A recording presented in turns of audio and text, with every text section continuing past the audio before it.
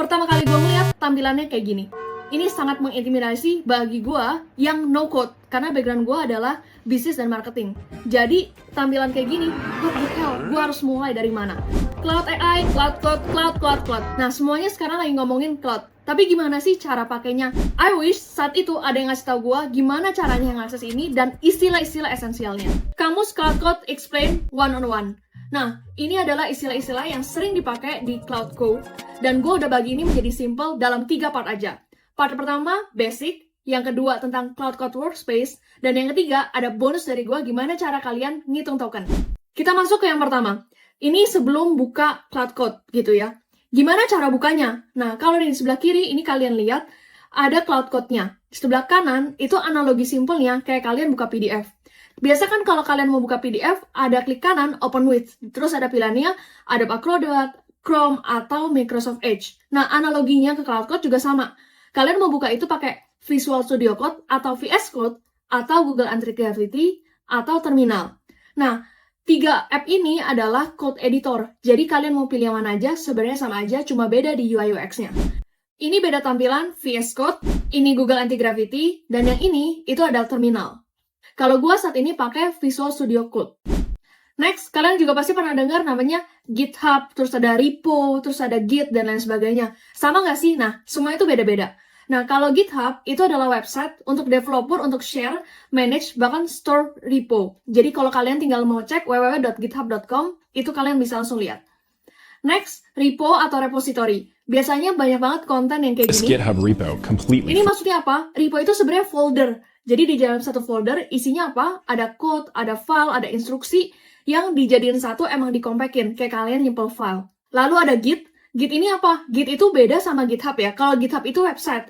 Kalau Git itu adalah sistem. Nah, sistem apa? Yang nyimpen history kalau kalian lagi ngedit di VS Code atau di Google Anti-Gravity atau di Terminal. Jadi analoginya ini tuh kayak history kalau kalian lagi ngedit di Google Drive.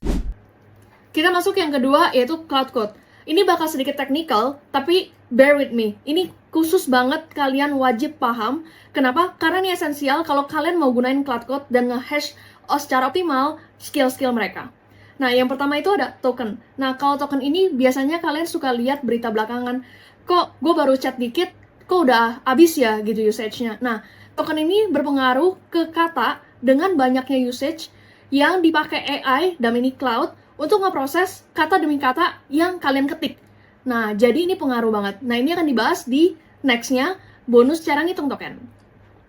Kedua, terus kita masuk ke skill. Kita masuk ke skill. Skill itu ibaratnya kayak SOP, tapi buat AI agents. Kayak SOP buat manusia untuk nge-train lu. Nah, pertanyaannya gimana cara taunya kalian mau pakai skill atau enggak? Gue coba buatin flowchart yang gampang supaya kalian bisa ngerti. Misalnya kalau tugasnya berulang, atau enggak, kalau enggak butuh skill. Selanjutnya, kalau butuh, mau konsisten nggak hasilnya? Nah, kalau mau konsisten, kalian harus bangun skill. Tapi kalau misalnya nggak mau konsisten, cuma 1-2 kali aja, kalian cukup pakai prompt. Tapi misalnya nih, kalau kalian yang mau generate gambar atau untuk sesuai dengan branding color-nya kalian, atau misalnya sesuai dengan tone nadanya kalian, supaya nggak denger kayak robot, kayak banget, nah, kalian harus pakai skill. Next, ada context window. Nah, context window ini maksudnya apa? Context window itu adalah Cloud Code Short-Term Memory.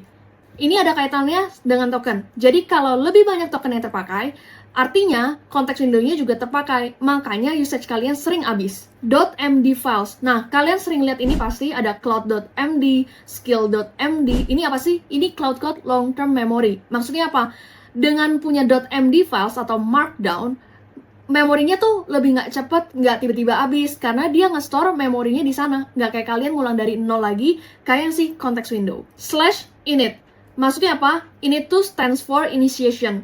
Jadi, misalnya nih sebelum kalian mulai nge-code di Cloud Code, tulis /init, baru nanti prompt-nya kalian. Atau kalian mau pakai skill apa. Nah, ini adalah cheat sheet, supaya Cloud itu udah paham jenis tone-nya kalian, gaya bahasanya, tools apa yang mau kalian pakai, dan lain sebagainya. Cara hitung token, ini bonusnya.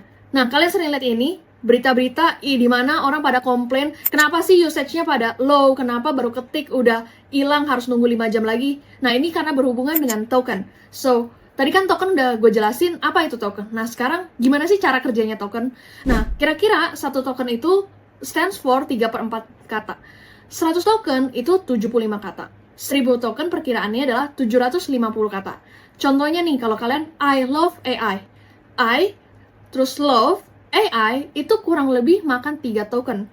Nah, jadi kalau misalnya kalian ngetik, apalagi dengan pakai bahasa Indonesia yang baik dan benar, dengan tolong dong, gitu. Setiap kali tolong, nah itu sebenarnya nggak makan token. Makanya usage kalian sering habis. Next video, gue akan bahas soal skill. Kalian pernah lihat posan viral ini? Yang dia buat carousel, tapi cuma modal dari CloudCode doang. Nah, itu dia pakai skill.md. Gue akan bahas lengkapnya gimana caranya kalian juga bisa pakai itu. See you in the next video.